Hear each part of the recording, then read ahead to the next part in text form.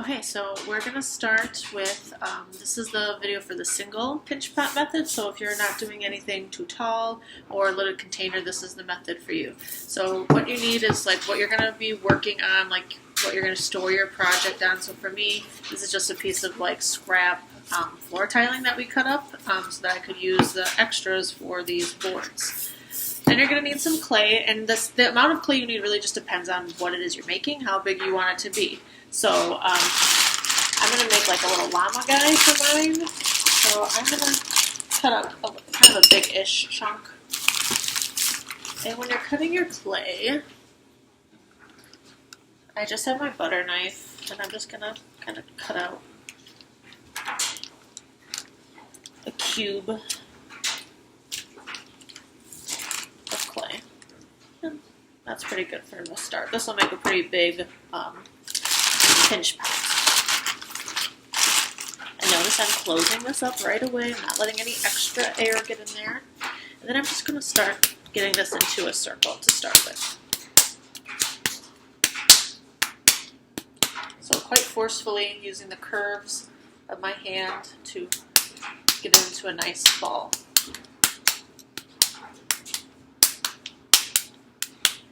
Well, then I'm simply going to just start pinching it. So the pinch method is just pinching the clay, getting a good feel for it. So thumb goes in, and then I'm going to use my fingers like this to squeeze all the way around. So squeeze, rotate.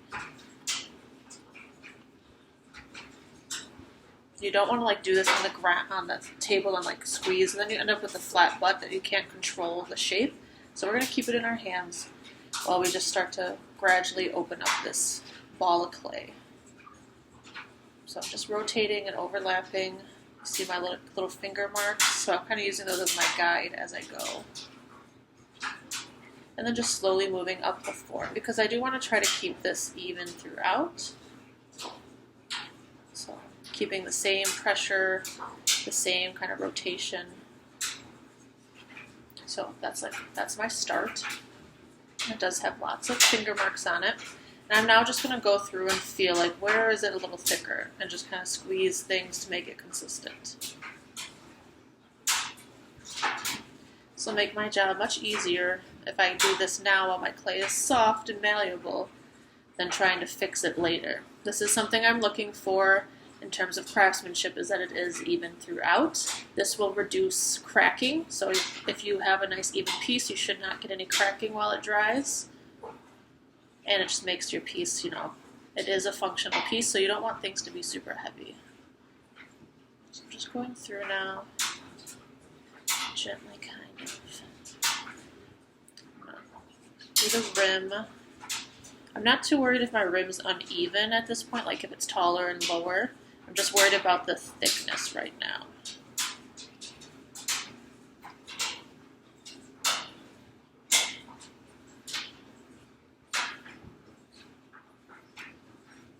So that's about 1/4 inch. So now we want to decide, like, what do we need this shape to be? Do I need it to be more rounded? Do I want it to actually be taller and more cylindrical? What do I want to do with this? Do I need to have like maybe just a dent on one side? Like do I need to look like that? Because at this point, when it's nice and soft like this, this is when you're going to make those changes to the shape. Now for me, I'm going to make a little llama, so his head is going to be like here, and his legs down here. So this shape's pretty good, but I want to show you how you can paddle out some of these, finger marks here from the pinch method and alter the shape if you need to. So our slab rolling sticks also work as a nice paddle. And again, you notice I'm not setting this down to do these things because I don't want my clay to form, itself into a shape without me controlling it. So now I'm going to take my little sticks, and I'm just going to start to paddle over the surface to remove any lumps. So you can kind of see here, you can see that I'm starting to get rid of these finger bumps by paddling. And I can also change the shape of this. If I want it to be more round, I can be a little more aggressive with my paddles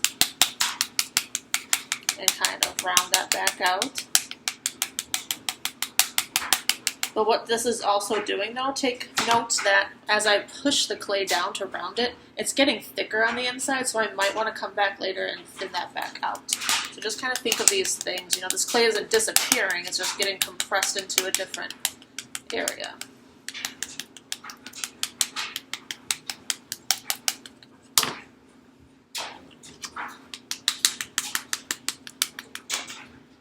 I'm just doing some more gentle ones to get rid of these.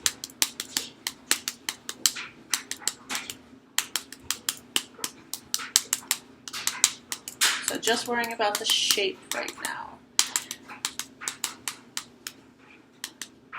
So you can start to see, like, you're seeing less and less of those finger lumps now. There's still some there, but they're not as drastic. So then the other thing you could do to help get rid of those, and I'm going to place mine on the rim.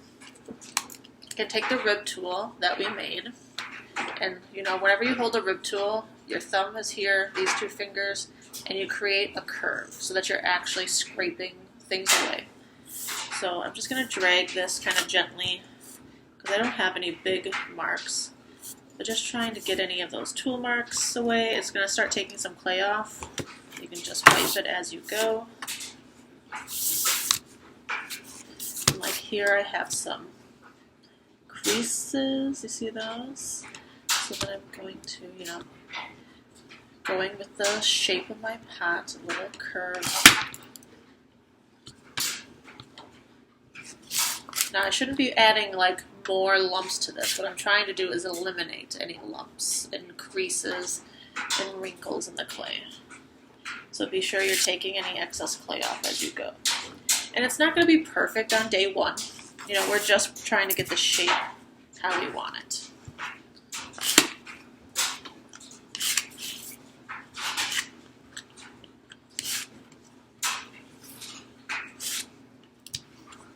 And then when I set it down, it did, you know, kind of squish my rim a little bit. So I always want to make sure I address those things because my rim is the first thing that's going to dry out. So I want it to be pretty much how I want it at all times so that it doesn't dry out too quickly on me before I can make those changes. And then like I said, it probably got a little thicker at the bottom from me paddling that. So you can take your loop tool that you made and I'm holding it in my hand again, not on the table where it can get flat, and I'm just going to take it and scoop clay out of the bottom just to make sure it's nice and thin and it won't crack on me. So you can see I'm starting to scoop that out. And another reason I hold it in my hand is I can then feel if I'm getting, you know, too thin. Okay, so that's possible too. I just want to get it nice and even, and I know that it got thicker down there because I paddled it in.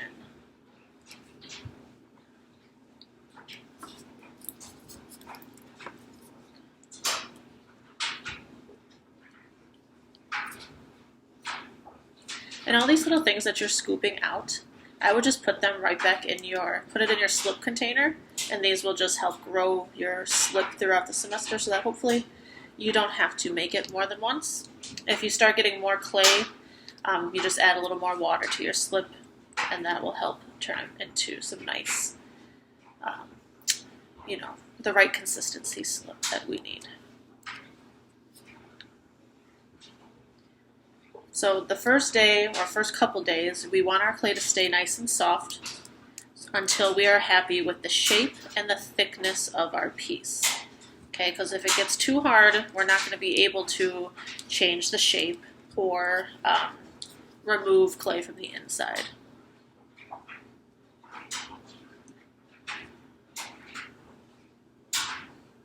So like if you wanted yours to be a cube, you would need to paddle it into a cube at this point.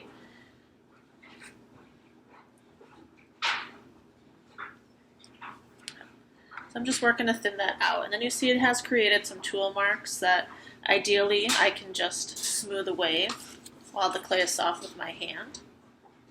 If not, I can take my curved rib tool that we created, and while it's in my hand, smooth those away.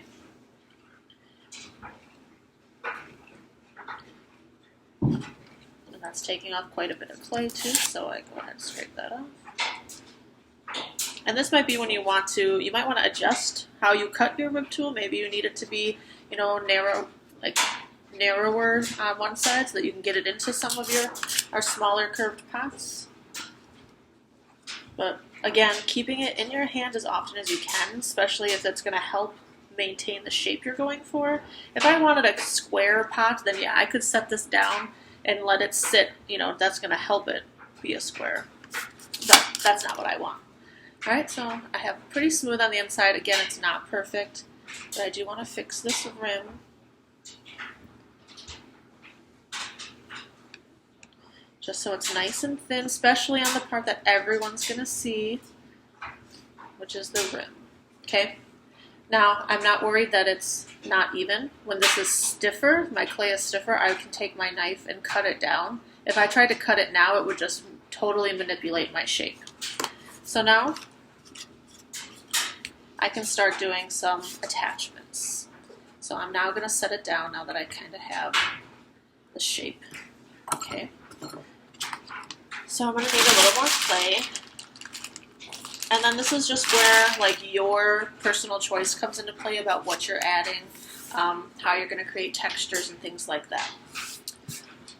Now, obviously, you're probably not going to continue working on a project for 5 hours straight just to get it done. So this might be the next day for you. So I would want mine, since I'm going to be doing attachments, I need mine to stay leather soft. So what I'm going to do when I put it away until I'm ready to work on it, so I'm going to put a plastic bag down. I'm going to put my piece inside the plastic bag. I'm going to spray it with water and then tuck this bag in and around my shape so that like no air can get to this to dry it out. Okay, and then it's going to stay exactly how I wanted it.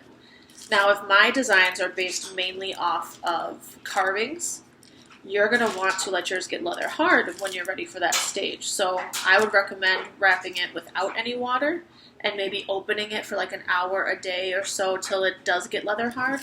And then once it's leather hard, you would spray and bag it daily to maintain it at that state. Okay? But like I said, I want mine to stay leather soft so I can continue working on it.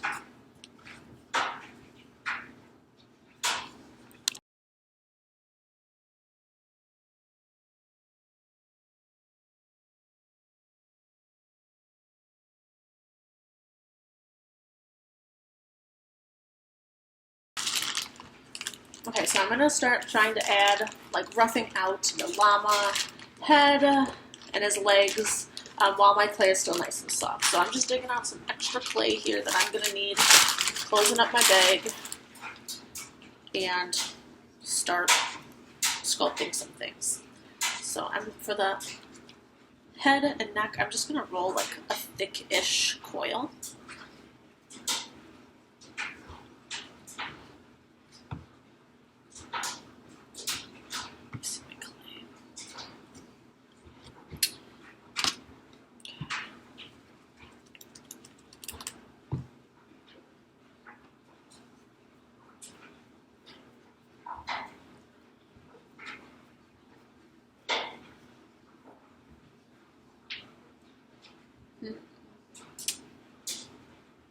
Maybe a little longer.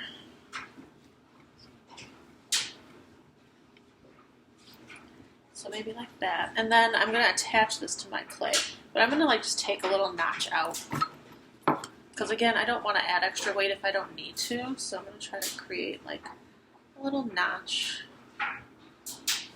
like that, to have it attach. Okay. So then when we start slipping and scoring, this is really important that you guys be aggressive with your score marks so that the clay does actually attach. So I'm taking my fork, and since mine is leather soft, this is going to be super easy to attach, but when it's leather hard, that's when you really need to gouge in.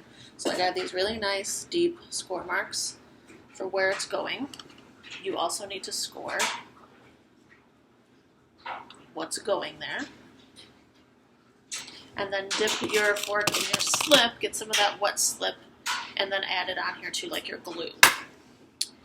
And then you're just simply going to support in both pieces, wiggle, wiggle. So always kind of helping lock those things in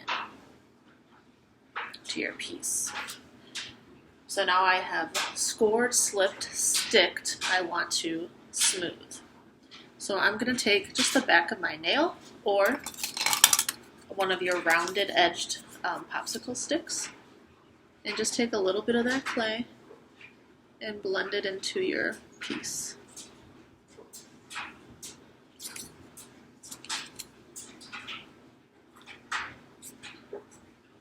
I'm doing that all the way around, making that seam disappear, and then I'll show you a close-up of what that looks like. So even back here, and the edges.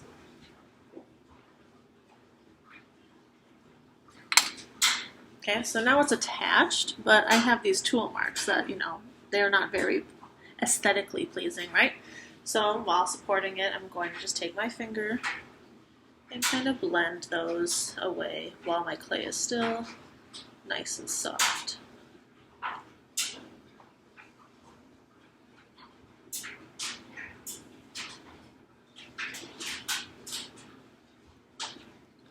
And I don't like how far that's sticking out, so I'm just kind of paddling it down. And then I'm going to blend it in.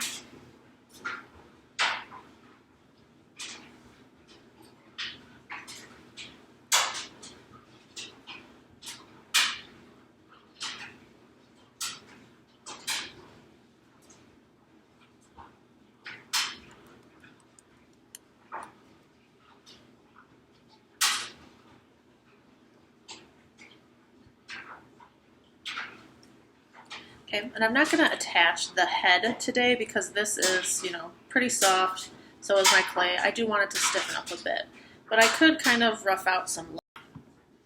Okay, so get this guy on smoothed. I want to start dealing with what I'm going to do for the feet. So while it's still soft, I'm just like pinching this together, kind of. So like kind of get that illusion of his little feetsies. And I'm just going to peel that clay away. And I'm just taking advantage of my clay being super soft, manipulating this.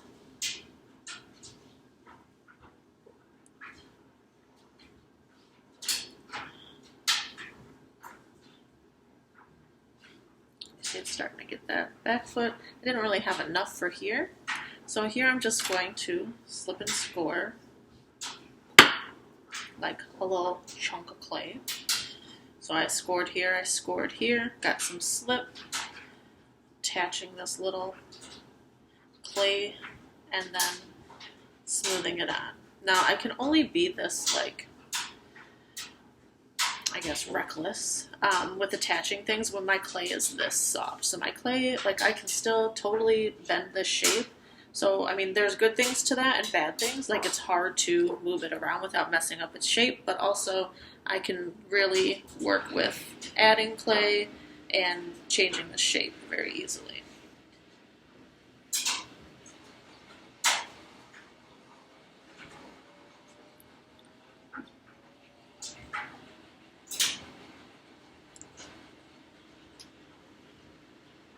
So just using my fingers, like I said, taking advantage that it's nice and soft to create that look. So I know I said I'm going for a llama, but he kind of looks like a little brontosaurus or brachiosaurus, whatever it's called right now. But I just want to make sure it stands. Like, well, part of pottery is it has a functionality, right? This right now is not very functional. So I'm going to take advantage again of it being soft and just kind of give it a nice sturdy tap down. Okay. And then before I put it away for the day, I do have some really rough spots, so I want to smooth those over. I can use my hands. I can grab my rib tool and blend things in. And I want my surface to look very intentional.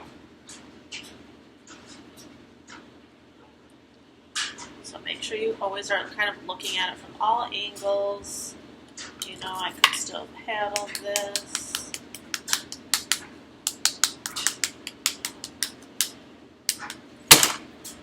Get it this way.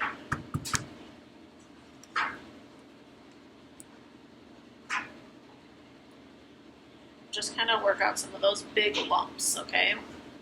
So now at this point, before I do anything else, I want this to set up a little bit. I don't want it to be completely leather hard because I do still have attachments to do. Like I need to build its head, maybe add a little tail. I might add like a little blanket. I don't know if I'm going to add that or carve it. I haven't thought that out just yet. But I want this to stiffen up because if I try to add a head on this, most likely it's just going to and crack off. So I'm going to put this away properly. So again, always putting the bag down on top of your storage board, placing your piece there. And since I want mine to stiffen up, I'm not going to put any water on it, but I'm still going to wrap it up tightly because it might be a week before I get back to, working on this. So within a week, just like this, it should stiffen up a bit. Okay, and I'm going to put that away so that next time it's firmer, I can add the head and do some other small attachments.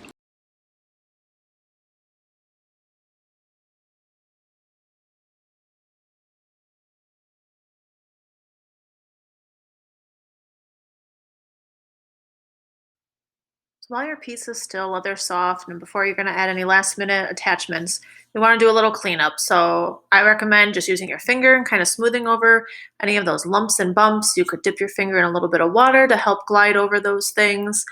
Just kind of checking in on all these little lumpies you might have. You're not going to get them all out. You're not going to get it perfect at the leather soft stage, but it's good to get a start. Any bigger ones, you can use that rib tool. And remember, anything that's like falling off or scraping off, add all those little crusties to your slip container, and your slip will grow throughout the semester.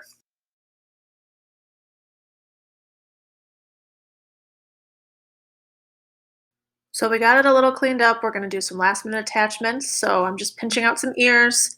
I got to score where it's going, score what's going there, dip a little slip, and then start blending that in. Again, using your fingers or your popsicle stick or your little, any other tool you got or you can think of at home. Attach the other ear and that little, what does it look like? I think it's like a lipstick applicator. That's really nice. You dip it in water to clean up around small attachments like that. And we're going to do the same thing for the tail. So I'm scoring where it's going, scoring the thing that's going there, dipping it in slip, wiggling it on, and blending it in at the seam. All attachments you want to try to do at the leather soft state makes your life easier. All right, so now we're going to try to attach what looks like the little blanket that the llama's wearing. And the method I'm going to do here is one that's going to allow for us not to use as much clay. So what I'm going to do is just roll a coil, and then I'm going to score that line I made and score the coil, and then I'm going to attach that. And then when I blend it, I'm going to blend it so it looks like I ended up attaching a whole little slab there, but really all I did was add a coil. So now I didn't add that much weight to my piece and less things to break off. So that key is in that blending. And then just make sure you blend in around the seam after you attached, and a little cleanup. So we're still just getting like the rough parts out. I mean, we have been cleaning up a little bit along the way. It's still not perfect, but we do want to try to get all our attachments on before it gets past the leather soft state. That way we have the most likelihood, I guess, of everything staying attached. And that's the key. We don't want things cracking off. So now you see I got both sides attached in a little blanket. Still have finger marks, some tool marks, but now that I have everything attached, I can maybe let this get leather hard to do my carvings or my textures. I could start stamping it if I wanted to, but now I have my attachments, so I'm happy. I wrap this up, put it away for the next day.